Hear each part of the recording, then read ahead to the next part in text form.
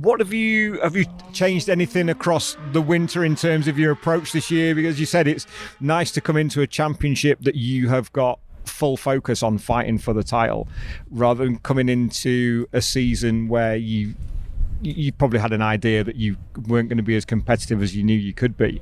So what's been your approach to it? What are you looking at me like that for? Can I be brutally honest? Of course you can. I started thinking about racing bikes last week.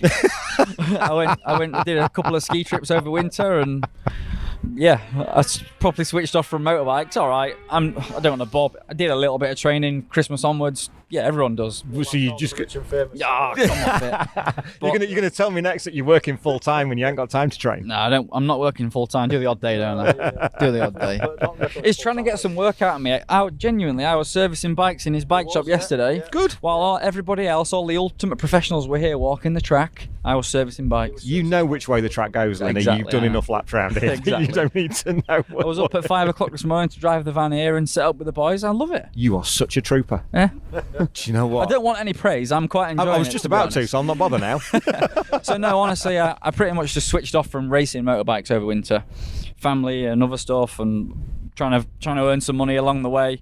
And then as soon as sort of February, March comes, start thinking, right, when's the first day on the bike? As long as I'm ready for that and I've shed a few pounds and feel up for it, I'm up for it. It's that been quite refreshing though to do it massively. that way? Yeah, I think and finding that life balance almost.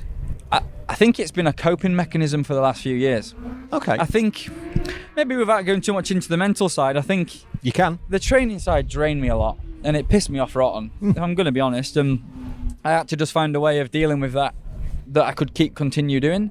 So really, I just train when I want to train, or when I can fit training in, or really want to get out on the bike or go running or whatever, rather than having to do it every day. Or I'm over that. I'll train when I want to train, as long as I'm fit enough to do what I want to do. And by all means, if I don't feel great on the bike, I'll put a harder 2 weeks in for the next round. But I've always believed that it isn't as physical as what people make out. Do you think there's a lot of, they see the nearest rival training once a day, so they're going to train twice a day, it's so much that in kind the of head, thing? isn't it? It's so much in the head. You can only be so physically fit and so strong to do this. For me, the fitness comes, I know cock all. Yeah. You don't have to agree that quick. Yeah. Thanks, mate. Well, until you've experienced it on a bike on probably lap 20 of the race, you'll never know. And that's exactly the point.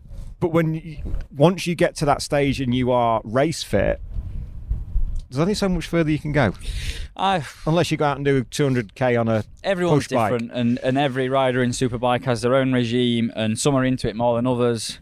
Some are younger than others. I could name some that are massively fit and some are barely fit. Doesn't really have an effect on the results.